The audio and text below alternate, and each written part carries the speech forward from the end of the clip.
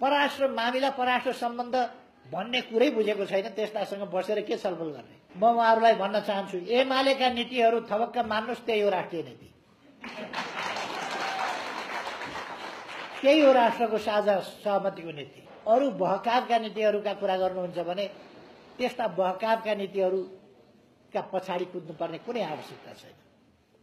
नेपालले अपनाउनु पर्ने आर्थिक नीति के हो, आर्थिक बाटो कुन हो भन्ने हो भने एमाले जुन नीति लिएको छ हो त्यही पढिबाँची गर्नुहोस् न। कमसेकम पोहोरको बजेट पढे पनि हुन्छ, नीति कार्यक्रम पढे पनि हुन्छ, अरू पढे पनि हुन्छ। अथवा पार्टीहरूले चाहन्छन् भने हामी प्रशिक्षण कार्यक्रमहरू सञ्चालन गर्न पनि तयार छौँ। नेकपा एमाले घेराबन्दीमा पार्न खोजिया छ। घेराबन्दीमा त्यो घेराबन्दी किन गर्न पर्यो? यसकारण गर्न पर्यो कि एमाले मजबुत नभए कसले वास्ता गर्थ्यो र?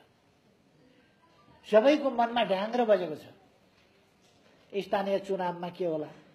सबैको मनमा ढ्याङ्ग्रो बजेको छ, चुनाव गरेपछि के होला? म भनिदिन चाहन्छु, नेकपा एमाले जित्छ। अब के गर्नुहुन्छ तपाईहरु? जित्छ, एमाले जित्छ।